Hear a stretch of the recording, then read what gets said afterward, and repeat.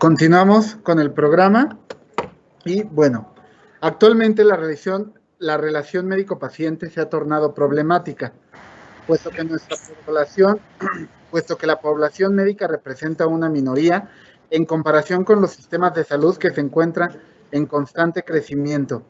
Los médicos quienes ofrecemos atención y aquellos pacientes quienes buscan con demasiada frecuencia nuestros servicios se sienten distantes unos de otros.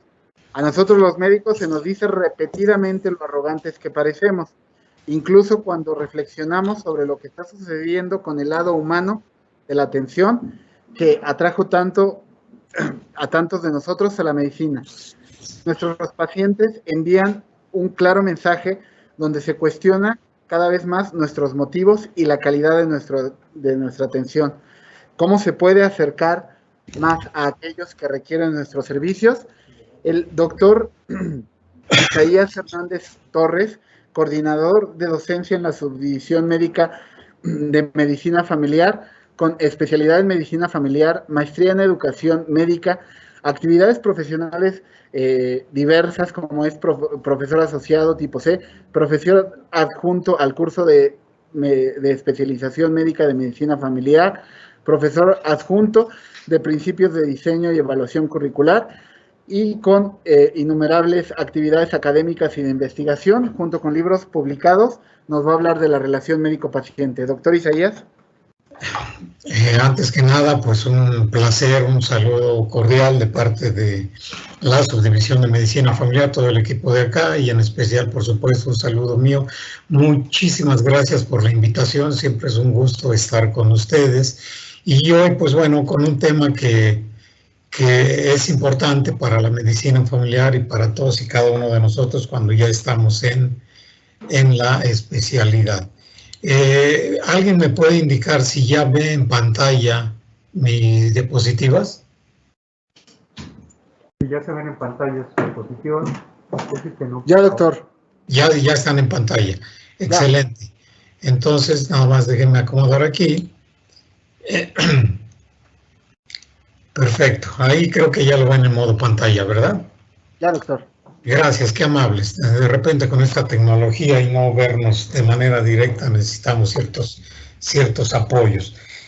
Pues bueno, vamos a empezar con la plática con un tema, decía yo, muy importante para el médico familiar.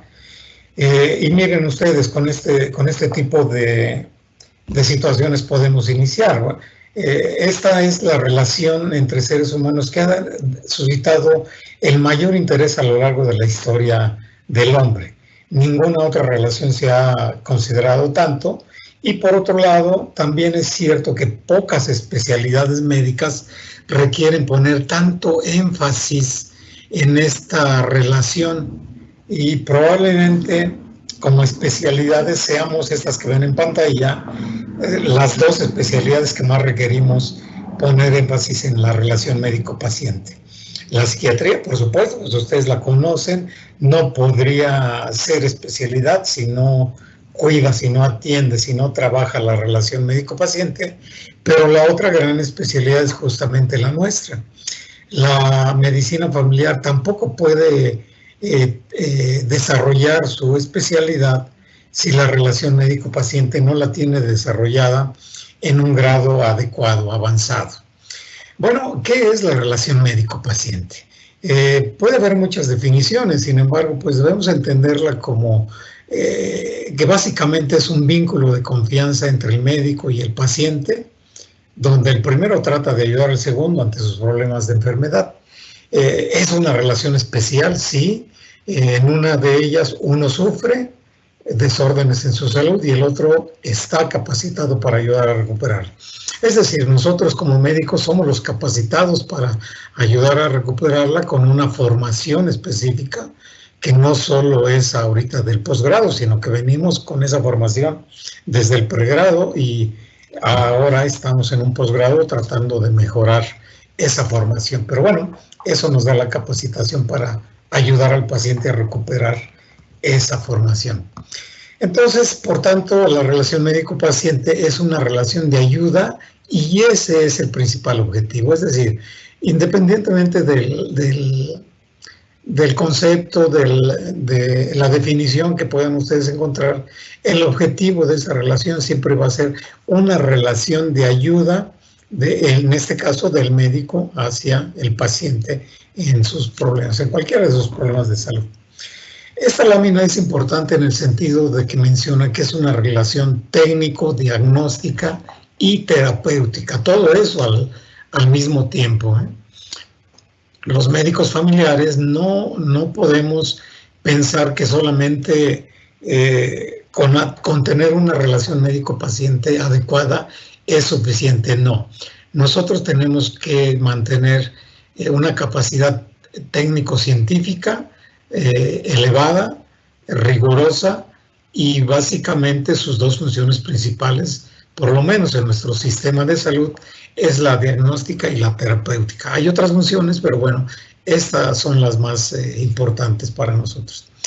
En realidad, así como se dice aquí, poco se lograría si el médico fuese respetuoso, cortés, amable, etcétera, pero incapaz de formular un diagnóstico y un tratamiento efectivo. No se trata de esto tampoco, por supuesto. Se trata de que nosotros primero hagamos ese trabajo técnico-científico que nos corresponde de una manera adecuada, pero que lo complementemos con una relación médico-paciente de una manera más sobresaliente que otras especialidades.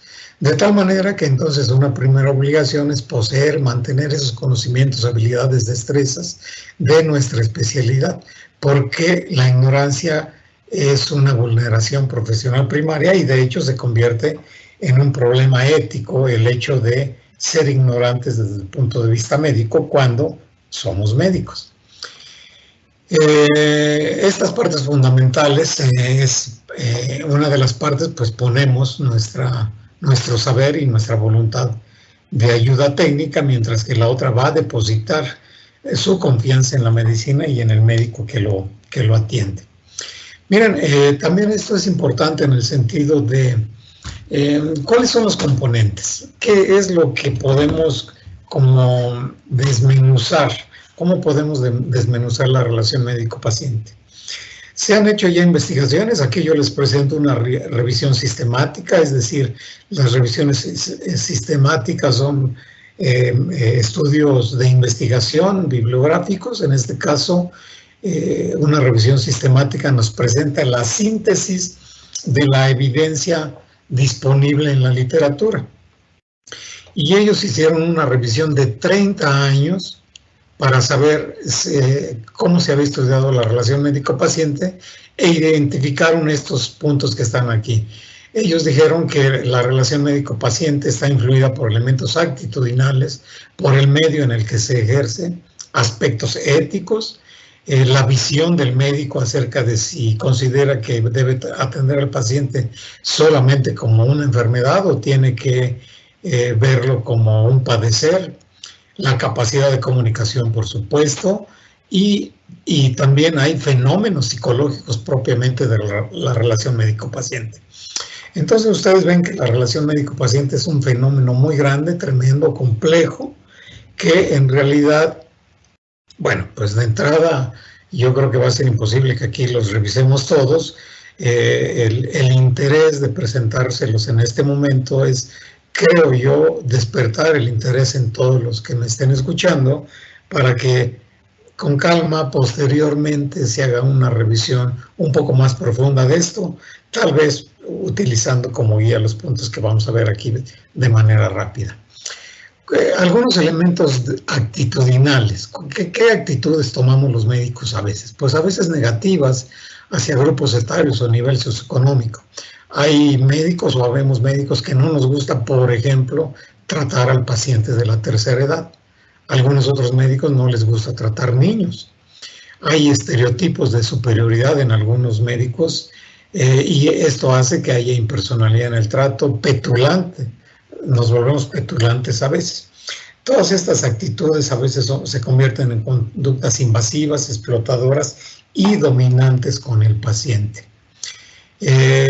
Otros elementos actitudinales, bueno, pues cuando es favorable hay una disposición de ayuda, un genuino interés y diligencia en la atención. pero a veces también tomamos actitudes de juez y debemos recordar que el médico existe para ayudar, no para juzgar o condenar o absorber las conductas de los pacientes. Generalmente tendremos que contribuir a aliviar la angustia. No generalmente, creo que usé mal la palabra. Siempre debemos contribuir a aliviar la angustia, pero sobre todo a no acentuar o generar nuevas. Y vean ustedes, dentro de estas actitudes, pues sencillamente necesitamos ser prudentes en nuestras expresiones, no mostrar alarma por un síntoma o hallazgo grave, no escandalizarnos por confidencias internas del paciente, intensas del paciente, que bueno, pues todos ustedes ya en la práctica clínica han tenido pacientes que a veces nos llevan confidencias muy profundas, intensas, significativas para ellos, y entonces debemos guardar una actitud de serenidad para no generar nuevas angustias del paciente. Algo también importante es que la confidencialidad es un valor crucial si estamos hablando de relación médico-paciente. Si ustedes transgreden o destruyen esa confianza, pues cuidado, porque a partir de ese quiebre que tengamos con el paciente, podemos dañar la relación civil y entonces podemos esperar lo que sea. Muchas demandas legales ya ante los juzgados es por este tipo de problemas. Y bueno, pues allí ya puede ocurrir desenlaces nada favorables para nosotros los médicos. El medio, ¿cómo influye el medio en el que se ejerce la relación médico-paciente? Bueno, pues tenemos que entender nosotros que nuestro prestigio se genera no por casualidad, sino por la opinión de nuestros pares, de nuestros pacientes, de los familiares de los pacientes, de los medios de comunicación. Todo influye en la decisión.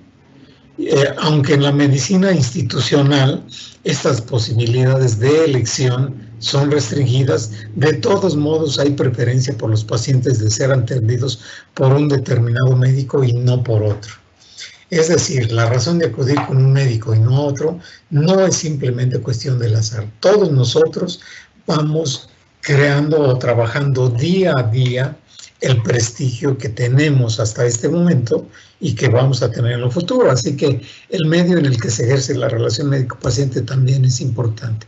De tal manera que a veces ejercemos nuestras actividades en el hogar del paciente, en el servicio de urgencias, en el consultorio, sea privado o institucional, pero todos tienen un significado distinto, un valor diferente desde el punto de vista social. Y vean ustedes, ustedes no me dejarán mentir, influye el ambiente físico, influye el personal auxiliar que está al lado de ustedes, la vestimenta del médico, aunque esto requeriría incluso otro tema, ¿no? Cómo nos vestimos, cómo nos ven los pacientes. Pero bueno, son otras cuestiones, sin embargo, son parte del medio. Parte de ese medio en donde ejercemos la relación médico-paciente hace con que nos comportemos de diferentes maneras. No nos comportamos igual en un consultorio privado que en un consultorio institucional. Expresamos de manera diferente, nuestro lenguaje es diferente y sobre todo nuestra actitud es muy distinta según el medio donde estemos. Y bueno, aquí lo que habría que enfatizar es que estos factores median desde el inicio la calidad de la relación médico-paciente, pero sobre todo median el destino de esa relación. Por eso es importante considerar también en dónde estamos. ¿Qué pasa ahora? Vamos a ver, aunque sea rápidamente también, ¿qué aspectos éticos debemos observar en la relación médico-paciente? Fíjense ustedes que, bueno, a partir del momento en que se reconoce al paciente como un agente moral y autónomo con capacidad de autodeterminarse, empieza a cambiar la relación médico-paciente. Esta capacidad de autonomía y de autodeterminación de todo ser humano es un elemento clave, fundamental en la medicina moderna y es la fuente de los cambios más significativos en la relación médico-paciente.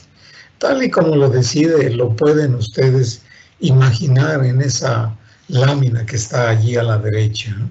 El paciente quiere decidir ante las condiciones de salud a las cuales se está enfrentando y no solamente el médico.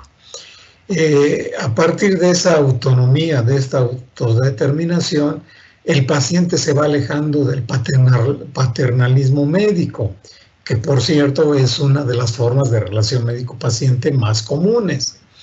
Hay 4 formas de relaciones médico-paciente más frecuentes y bueno, esta es una de ellas, el paternalismo. Somos muy paternalistas con nuestros pacientes, somos muy dados en ese paternalismo a aceptar esas actitudes a veces de pasividad de los pacientes, pero también en ese paternalismo somos muy dados a querer hacer todo por los pacientes y como el papá dictar todo lo que tiene que hacerse. Y entonces cuando el paciente va adquiriendo esta autodeterminación, la relación se torna un poquito más horizontal. Y la toma de decisiones entonces ya no queda solo en el médico, sino que se vuelve una deliberación conjunta entre por lo menos estas 2 partes, ¿no? Entre el médico y el paciente. Aunque algo también propio de la medicina familiar es que la diada médico-paciente es en realidad una ilusión. En realidad la diada médico-paciente se convierte en una tríada médico, paciente, familia, y entonces esta toma de decisiones no es solo, a veces ni siquiera solo del médico y del paciente como binomio, sino interviene también, por supuesto, la familia. Sin embargo, pues esto está referido al paciente como un ente que tiene autodeterminación para ayudar al médico a tomar las mejores decisiones en el manejo de su problema de salud. Y bueno, esto es importante porque, por otro lado, también tenemos ciertas barreras tecnológicas como un aspecto ético, ¿no? La alta especialización, la sofisticación continua de procedimientos diagnósticos y terapéuticos, los hospitales de alta tecnología y sobre todo estas leyes de mercado que han permeado en la medicina y que hacen que muchos médicos vean al paciente como un objeto de lucro, pero no como persona. Todo esto se vuelve un dilema ético porque hace perder de vista la unidad, la complejidad y la importancia del paciente como ser humano. Vean ustedes, traigan ahorita a su mente en la realidad, la medicina institucional parece que ha tornado frío, distante al médico, cualquier médico, no necesariamente al médico familiar, pero en realidad pues la medicina esta de alta especialización, de sofisticación, de hospitales de alta tecnología, son hechos fundamentalmente para mejorar la vida del ser humano. Y sin embargo, de pronto, paradójicamente, se pierde de vista esa unidad e importancia del ser humano, que por ser humano debiera ser la prioridad, pero se pierde y de pronto nadie se hace responsable de los pacientes en este tipo de escenarios. ¿Cuál es el fin propio de la relación? La relación médico-paciente también tiene una finalidad. Ya dijimos hace rato que su objetivo o que uno de los objetivos principales es la de ayuda. Sin embargo, el fin de la relación médico-paciente no puede ser la felicidad del ser humano, porque la felicidad del ser humano no depende solo de que tenga salud, depende también de lo que cada una de las personas hace por sí mismo y de muchos factores azarosos de la vida que determinan la vida no solo del paciente, sino de todos nosotros, ¿no? De tal manera que el fin propio de la relación médico-paciente debe ser la salud del propio paciente. Es decir, y esto nos lleva nuevamente a que la relación médico-paciente se convierte en una combinación de operaciones, las que sean necesarias para establecer un buen diagnóstico y un buen manejo para el paciente acerca del problema de salud. Pero una vez que hemos hecho esas tareas esencialmente clínicas, necesitamos complementarlas con este acompañamiento del paciente a lo largo de todo ese proceso de salud, hasta que recupere la salud por lo menos. Y este acompañamiento no solo se logra con nuestras funciones clínicas, sino obviamente ya se logran con este complemento de nuestra relación en otro plano de de nuestro acompañamiento con el paciente, pero todo es ello, ¿no? Y sin embargo, entonces, el bien propio de esa relación es la salud del paciente, y por ello, gente como yo insistimos en que el médico debe ser capaz, muy capaz en sus funciones clínicas, porque de otra manera no puede ejercer adecuadamente su relación médico-paciente.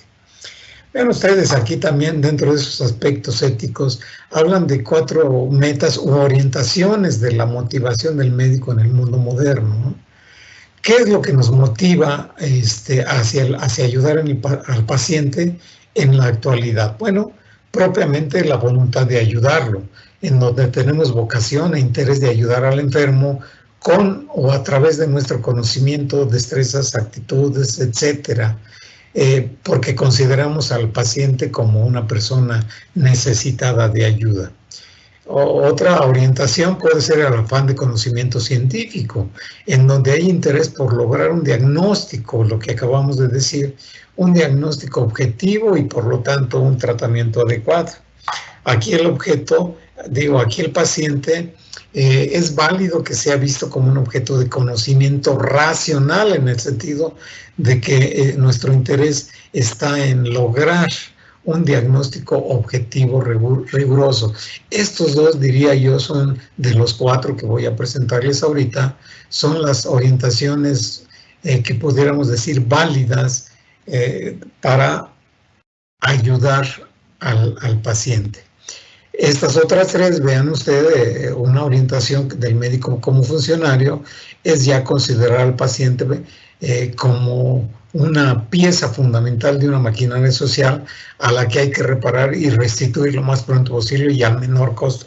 Por supuesto, cada uno de nosotros estudiamos y tenemos nuestro modus vivendi en una sociedad en la que contribuimos para aportar nuestro grano de arena, pero de pronto al paciente en este sentido se le ve como una pieza de esa maquinaria y ya no es tan conveniente verlo así. Sin embargo, pues al final sí necesitamos que este enfermo, este paciente, se restituya, se reintegre a sus actividades lo antes posible, porque atrás de él pues hay mucha gente, hay hijos, hay esposos, hay familias y hay sociedades que están esperando que se integre a trabajar y que esa maquinaria sencillamente siga funcionando. Y el último interés es el de lucro y prestigio, ¿no?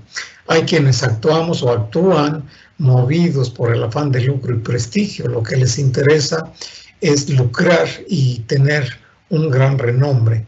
Por lo tanto, ven al enfermo principalmente como un objeto de lucro.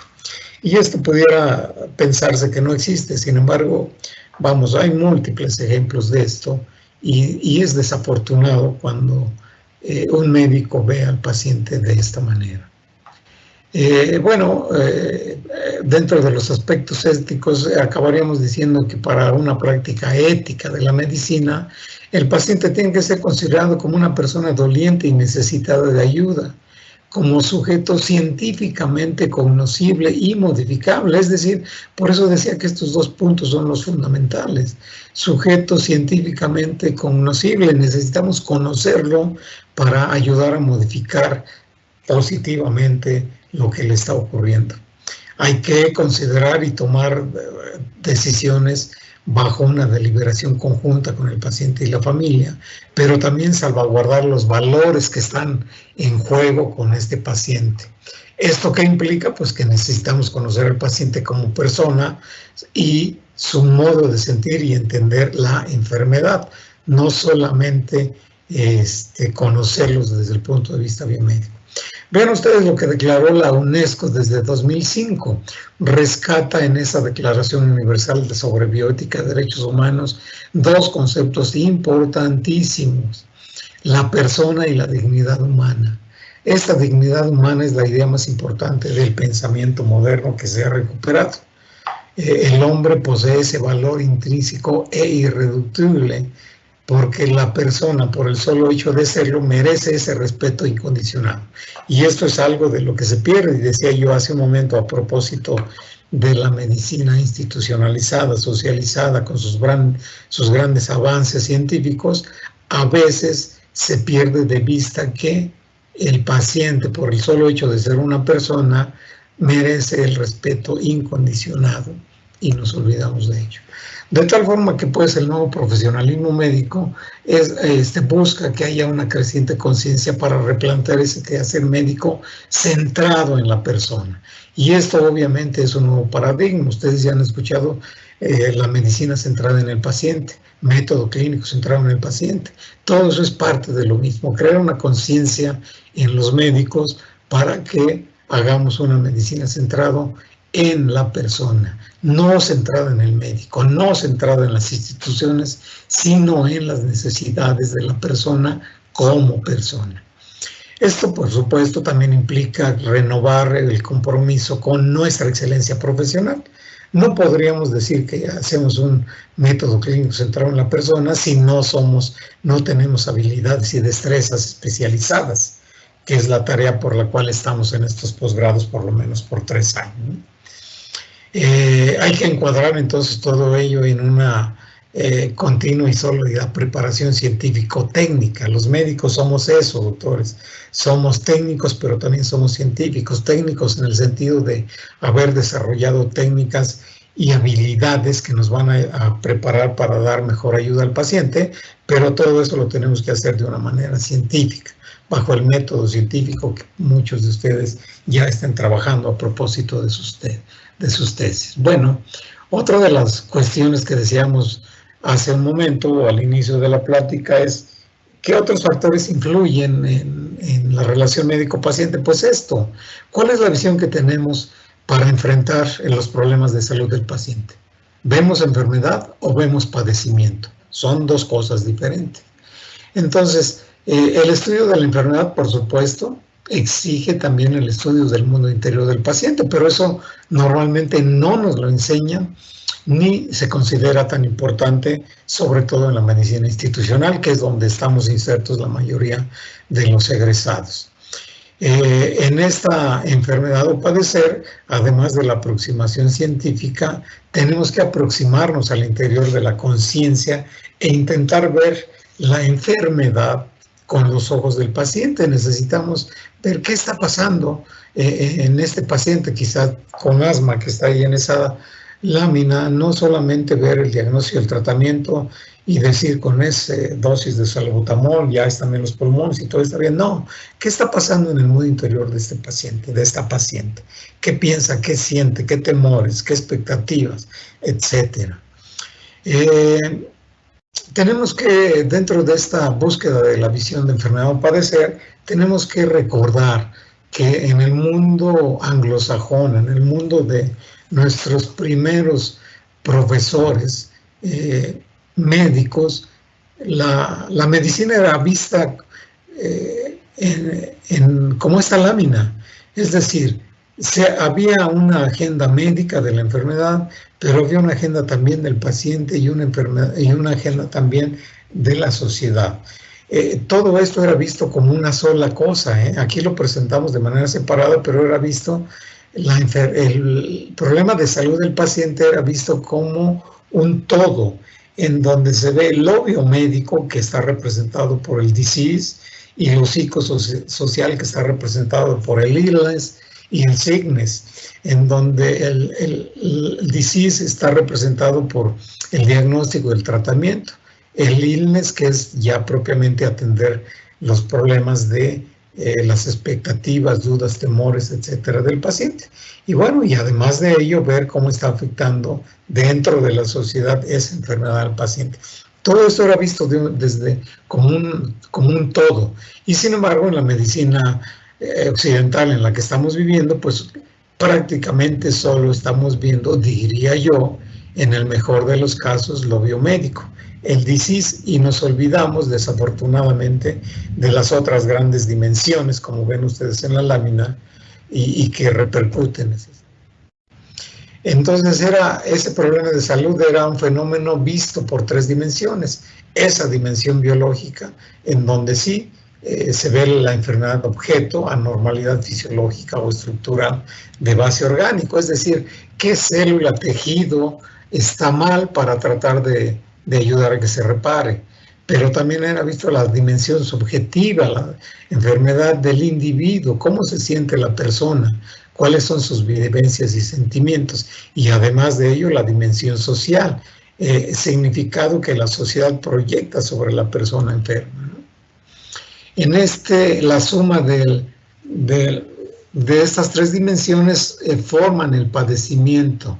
¿Por qué? Porque en este padecer, no enfermedad, sino padecer, el individuo reinterpreta y otorga un significado personal a sus síntomas y a su tratamiento, y convierte a su problema de salud no solo en enfermedad, sino en un padecimiento. Aquí ustedes, por ejemplo, esta es una lámina que han visto por ahí probablemente, puede ser de un paciente con una oclusión intestinal. Esa es la parte de la enfermedad. Pero ¿qué está ocurriendo con la persona además de esto, no? Por supuesto, si no tenemos desarrolladas nuestras habilidades clínicas de diagnóstico y tratamiento, no vamos a saber interpretar esto. Y para conocer al paciente, primero necesitamos conocer qué le está pasando al paciente en lo biomédico. Pero después, pues, tratar de entender qué está ocurriendo en la vida del paciente más allá de la enfermedad. Y vean ustedes, otro nivel de análisis es cómo percibe la sociedad a esa persona enferma, ¿sí? La enfermedad además afecta al sujeto en esas actividades de la vida diaria, que son sociales y laborales, básicamente, ¿no?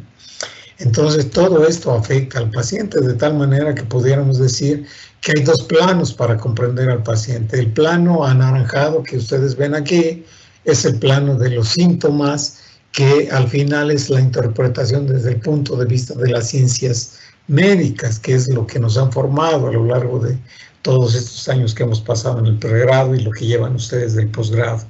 Pero también está el plano de la interpretación o significado que cada persona le da a estos síntomas que están en color naranja, la manera en que son vividos esos síntomas. Y vean ustedes toda la serie de cosas que podemos investigar en el paciente.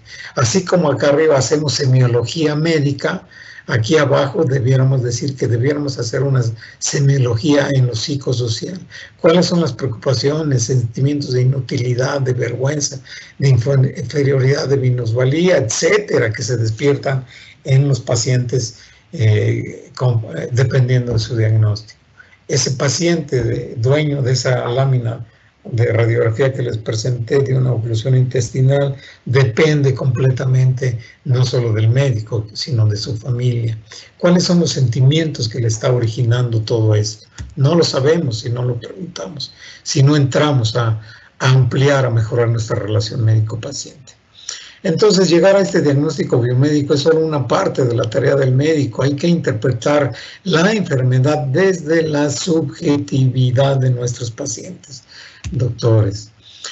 Otro de los elementos, por supuesto, que afecta positiva o negativamente, dependiendo de qué tan buena sea nuestra comunicación en la relación médica-paciente, pues es propiamente nuestras habilidades de comunicación. Sí, la comunicación entre el médico y el paciente es muy compleja, ustedes lo saben, no solo porque incluye la comunicación verbal y no verbal, sino porque requiere otras habilidades relacionales por parte del médico.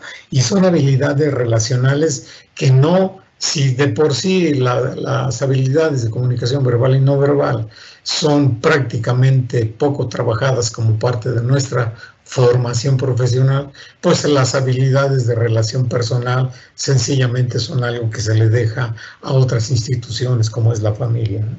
Sí, dependiendo de las familias que provengamos, pues algunas habilidades relacionadas sencillamente no están desarrolladas. Y vean ustedes, pues aquí solamente no se trata de, en este momento, de hacer un análisis profundo de la comunicación médico-paciente, que por supuesto nos llevaría horas, sesiones, varias sesiones para hablar de la comunicación médico-paciente. Aquí solamente es esto, ¿no? Del lado izquierdo de la pantalla vemos habilidades de comunicación médico-paciente, que estas de manera vertical sí nos enseñan un poco en las escuelas y facultades de medicina. Pero vean ustedes lo que yo decía, las habilidades interpersonales, pues estas no nos las enseñan en las facultades.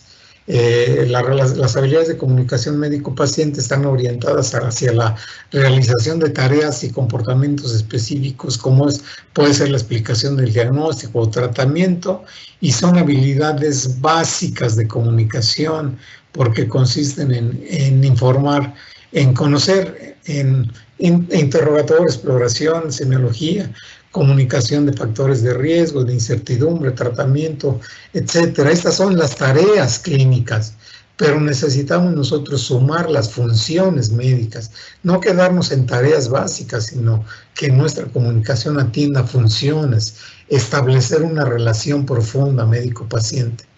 Efecto de la comunicación verbal y no verbal, ¿cuál es ese efecto en la persona? Y esto representa cualidades humanísticas que son altamente valoradas por los pacientes, como estas, ¿no? Estas cualidades altamente valoradas por los pacientes consisten en respeto, poner atención al interés, ideas, valores, preocupaciones del paciente, etcétera. Si sumáramos las tareas clínicas con las funciones médicas, pues podríamos crear y mantener una relación terapéutica fuerte.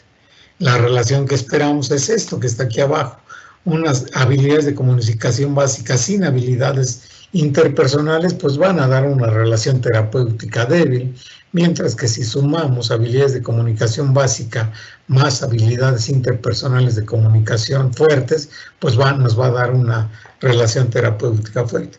Y si ustedes reflexionan un poquito más, lo que busca establecer el trabajo con el paciente es eso, relaciones terapéuticas fortalecidas, no es otra cosa. Por supuesto, atrás de ello están otras funciones, como es la diagnóstica, es la prevención, es la rehabilitación, pero el paciente lo que busca son relaciones terapéuticas fuertes y lo mismo buscamos nosotros. Bueno, voy rápido, me quedan todavía algunos minutos que voy a invertir entonces en esta otra parte acerca de, decía yo, cuáles son las características, los elementos que intervienen o que constituyen la relación médico-paciente. Hacia atrás, todo eso es parte de la relación médico-paciente. Ahora, si entramos a los fenómenos psicológicos que median la relación médico-paciente, allí están, esto es lo que han encontrado esas investigaciones sistematizadas de las que yo les hablaba, ¿no? Investigaciones de por lo menos esta que encontré, en 30 años encontraron que estos tres factores, además de todo lo que hemos hablado hasta ahorita, forman parte de la relación médico-paciente. Los fenómenos de transferencia y contratransferencia, el fenómeno rapport y la empatía. Vamos a ver rápidamente, aunque ustedes, pues por supuesto, ya lo conocen, y esto, insisto, pues tendría que ser sesiones de otras, de mayores alcances. Transferencia en la relación médico-paciente. La transferencia, recordar que son las emociones del paciente hacia el médico, y pueden ser sentimientos positivos o negativos, no necesariamente positivos, como esa sensación de enojo de nuestros pacientes a veces. Y la contratransferencia son las emociones del médico hacia el paciente. E igualmente pueden ser sentimientos positivos o negativos. Nosotros, igual que el paciente, a veces sentimos una especie de amor u odio hacia el paciente. O sea, lo que le ocurre al paciente también ocurre en nosotros, porque somos parte del mismo fenómeno. Durante la transferencia, pues, el paciente está reviviendo la relación del sujeto con las figuras parentales, en especial la ambivalencia, es decir, normalmente el paciente revive cuando está con el médico la relación con sus padres, y en especial lo que está reviviendo son situaciones de ambivalencia. Y bueno, todos nosotros cuando recordamos a nuestros papás sabemos que tuvimos relaciones de ambivalencia, muchas veces los quisimos mucho, pero muchas veces también estuvimos seriamente enojados con ellos. Y bueno, en esta transferencia el paciente deposita en el médico afectos que en realidad se relacionan con recuerdos inconscientes de otras personas. Esto es importante que ustedes lo manejen, es inconsciente esto, ¿no? El paciente puede sentirse molesto y no sabe por qué. Y no es que el paciente esté fingiendo, sencillamente es inconsciente. A veces ni siquiera se da cuenta que ya está molesto, ¿no? La transferencia, pues, son recreaciones de emociones y fantasías que se despiertan a medida que la consulta avanza. Esto es importante en el sentido que los sentimientos positivos y negativos están presentes, van a estar presentes. Para los médicos que ya estamos como que de este lado, yo creo que ninguno de nosotros tuvimos una consulta en donde no existieran emociones. Claro, igual que ahora muchos de ustedes, nos centrábamos mucho en la parte biomédica, en hacer el diagnóstico y el tratamiento. Sin embargo, si ahorita alguno de los médicos que está ahí en la sala o nos está escuchando en algún otro medio,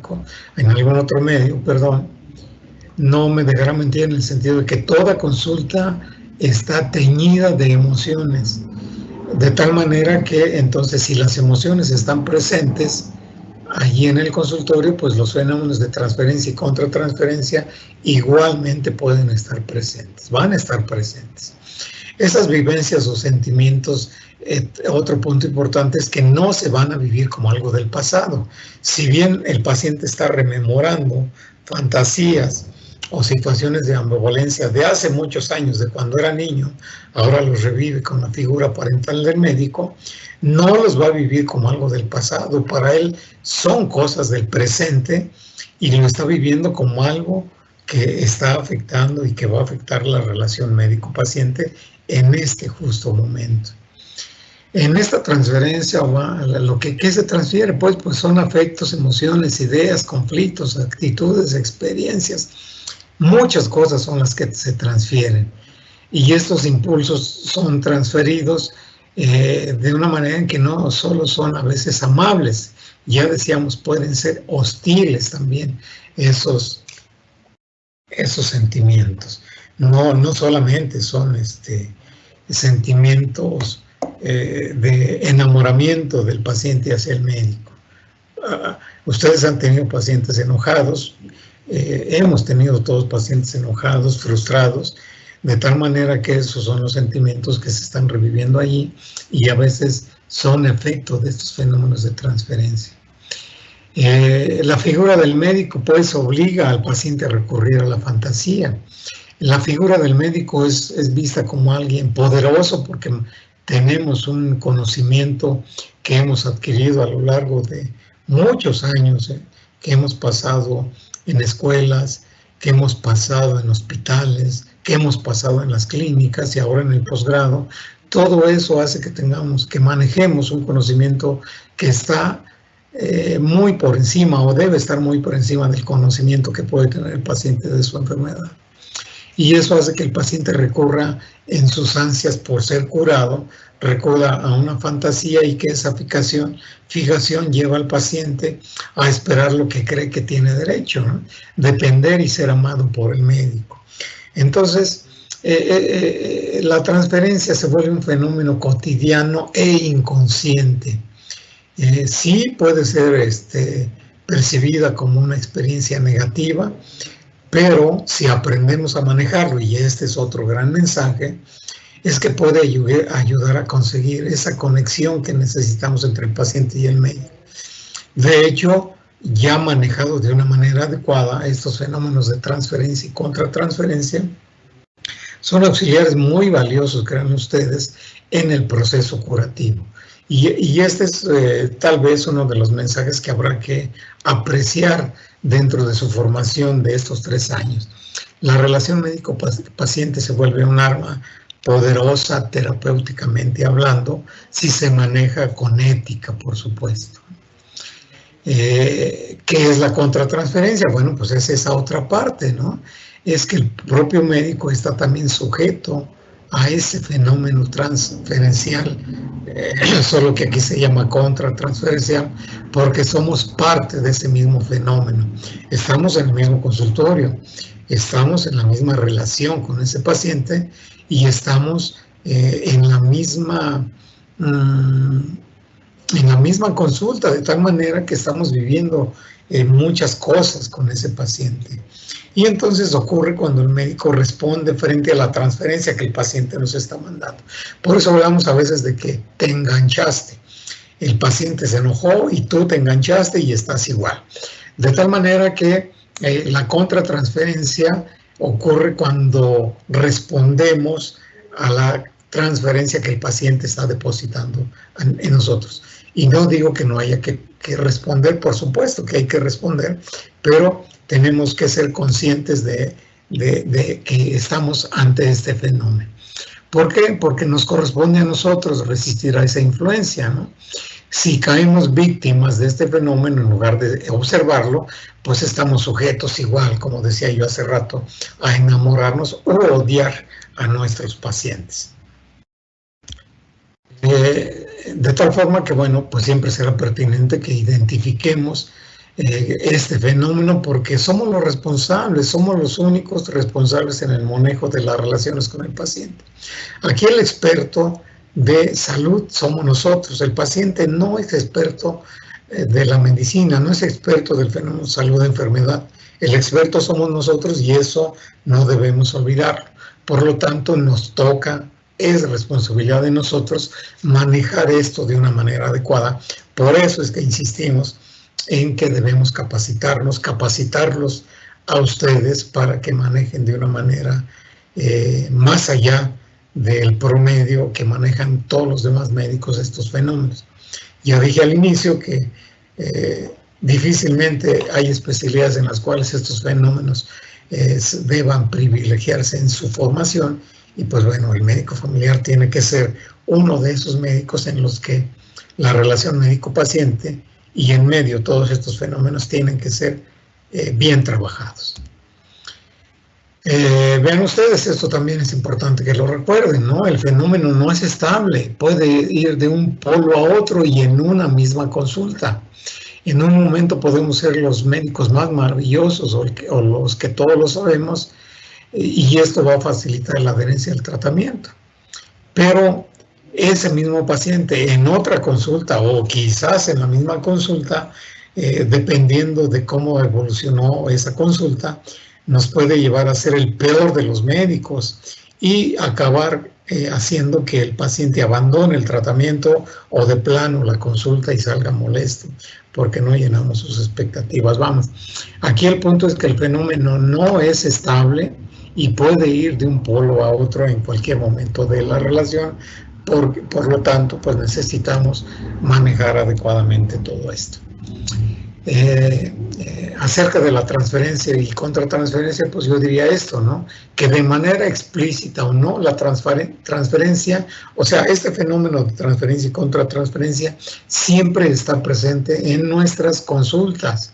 Por lo tanto, debemos considerarlas, aprender a manejarlos, porque debe volverse parte del instrumental que el médico tiene para hacer su trabajo diario. Y yo diría que en manos del médico experto con una competencia adecuada, debe convertirse en parte del instrumental terapéutico que manejamos. Necesitamos pues manejar la relación médico-paciente como esa parte del tratamiento que necesitamos seguir cuidando en todo momento. ¿Qué es el rapport? El rapport también es un elemento importante dentro de los fenómenos psicológicos que son parte de la relación médico-paciente. Y bueno, podemos comentar esto, ¿no? El rapport es el estado de mutua confianza y respeto entre ambas partes. No confundir con la empatía. La empatía es un fenómeno mucho mayor. Sin embargo, el rapport, pues bueno, tratamos de lograr una conexión pronta de confianza y respeto entre nosotros con el paciente, porque lo vamos a utilizar, generalmente se emplea más en la parte introductoria de la consulta, porque lo que necesitamos es facilitar el intercambio de información, y esta debe ser la base psicológica, es decir, ¿para qué queremos llevarnos o para qué queremos una confianza y respeto con el paciente? Bueno, porque vamos a desarrollar un intercambio de información, la información que nosotros buscamos es para poder hacer mejor nuestro trabajo clínico, si desean ustedes, pero necesitamos información para poder ir haciendo nuestra hipótesis diagnóstica, nuestro diagnóstico diferencial. Necesitamos información incluso para las pruebas diagnósticas en las que se esté pensando. Necesitamos información, y entonces el rapport, si logramos al inicio ese estado de mutua confianza y respeto con el paciente, por supuesto que el paciente nos va a dar mucha mayor información que si no logramos esto. Y bueno, esta conexión se busca lograr a través de las opiniones compartidas que podemos tener con el paciente, ¿no?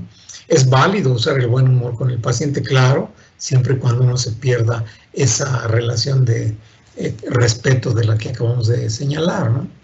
Esta construcción del rapport ya decíamos que es más importante al inicio, pero bueno, una vez que se ha establecido el rapport, ese rapport puede durar incluso por años, ¿no? Ya decíamos no confundir a la empatía. Aquí el rapport incluye una atención mutua. ¿Qué es lo que pasa? Bueno, tiene que haber interés de ambas partes por lo que el otro dice. Si yo digo algo como médico, espero que el paciente tenga interés en lo que yo estoy diciendo, pero esto tiene que ser mutuo. Si el paciente dice algo, el paciente debe tener la confianza en que yo estoy poniendo atención en lo que él dice.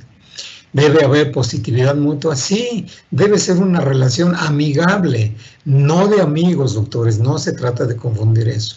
El paciente y el médico no son amigos, pero sí es válido tener una relación amigable con ellos, por supuesto.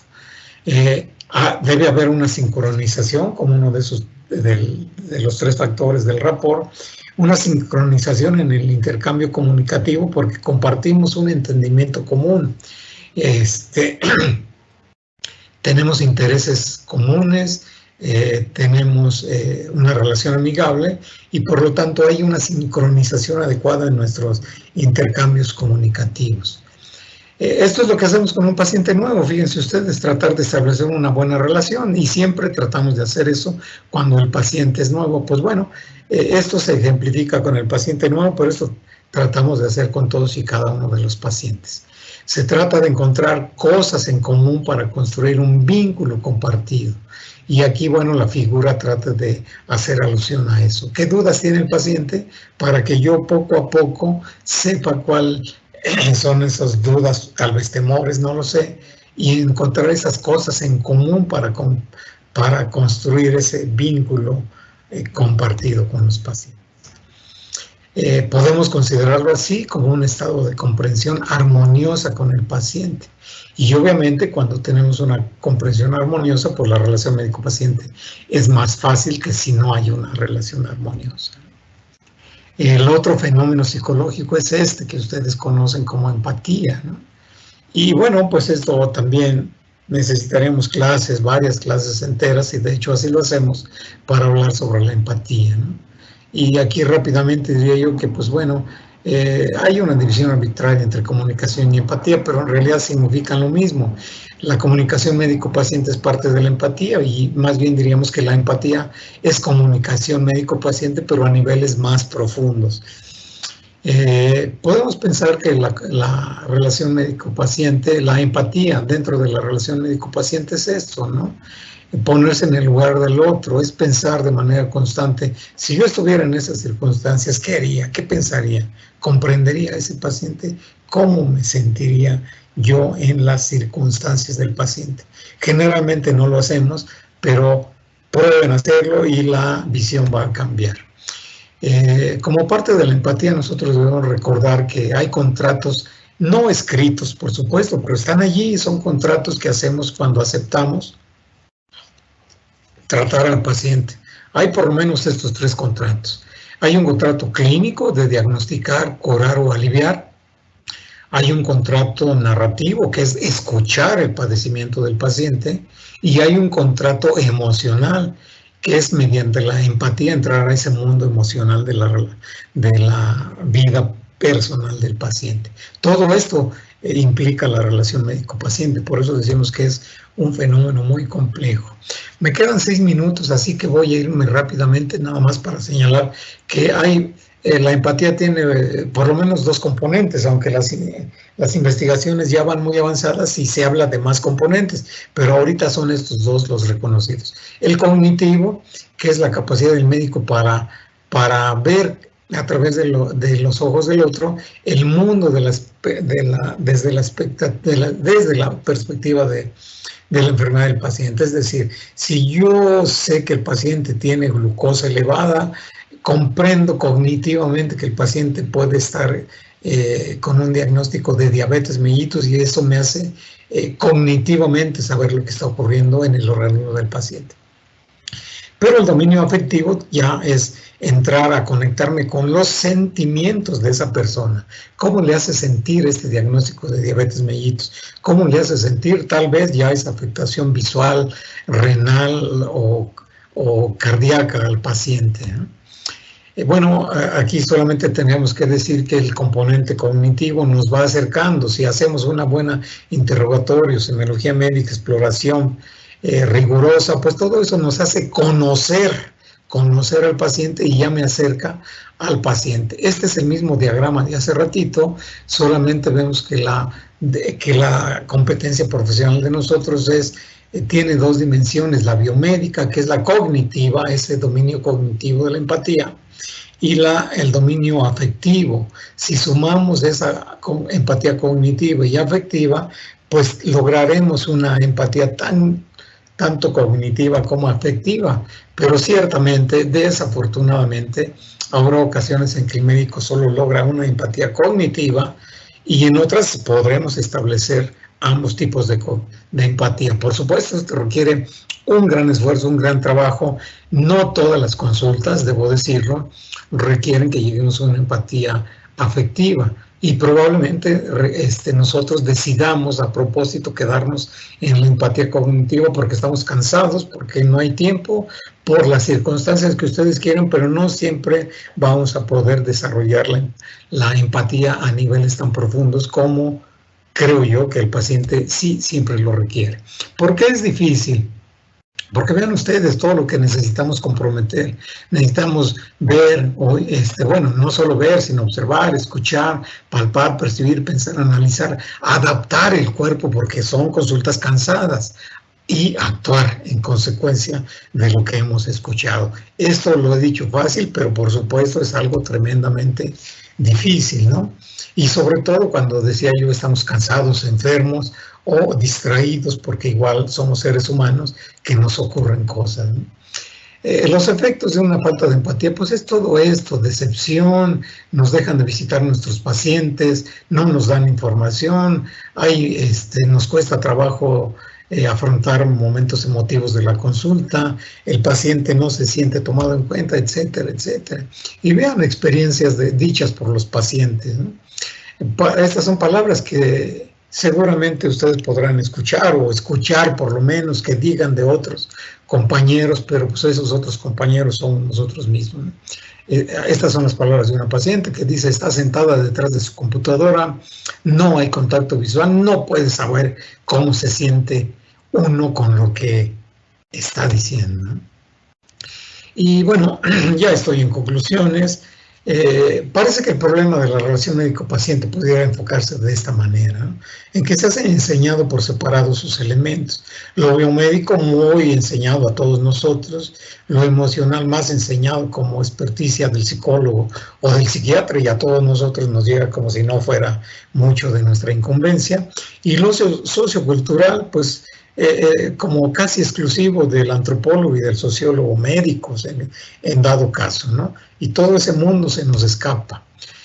Pero pues no necesitamos nosotros renunciar a nuestra postura clínica. No es ese el mensaje.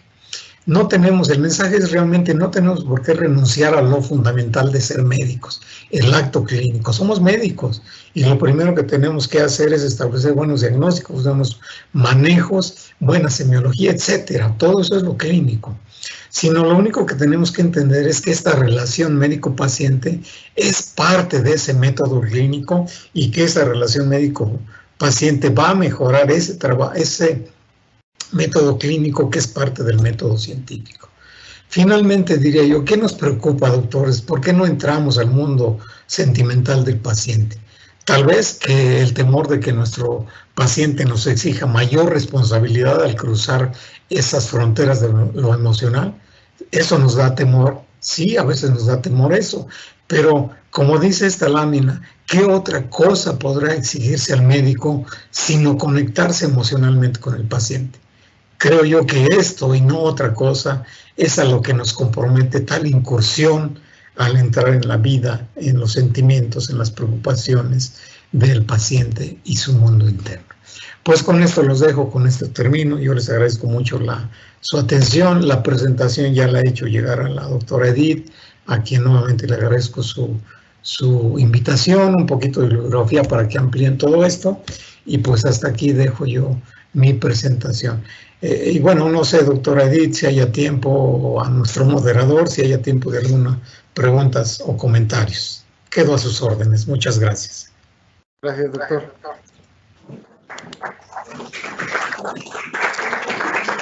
Pues nada más agradecerles su tiempo. Entiendo lo ocupado que está con las supervisiones. Le agradezco el tiempo. Aquí los doctores pues le mandan un fuerte abrazo. Y pues ya nos veremos en las demás supervisiones. Aquí hay residentes del IMSS, de otras clínicas del ISSSTE. Y bueno, creo que ya muchos lo conocen a usted. Y pues muchísimas gracias por su tiempo. Pues muchísimas gracias, doctora, nuevamente. Bueno, ya sabiendo que ahí están muchos médicos, no solo del ISSSTE, sino del IMSS, de la Secretaría de Salud tal vez, pues un abrazo muy fuerte a todos. Estas sesiones son dedicadas realmente a ustedes. Ojalá que estas sesiones creen la inquietud que es el interés realmente. No pretendo por supuesto, con esto agotar el tema. Son temas, ya lo vieron, muy amplios, pero creo que les da la idea de todo lo que tienen que profundizar. Adelante, debe haber R1, R2, tal vez R3. Los R3 ya saben mucho más de esto, pero nunca se acaba la necesidad de aprender. Así que muchas gracias por escucharnos, muchas gracias nuevamente, doctora Edith, y pues nos vemos en la próxima que me inviten. Un abrazo, cuídense mucho, por favor. Hasta luego.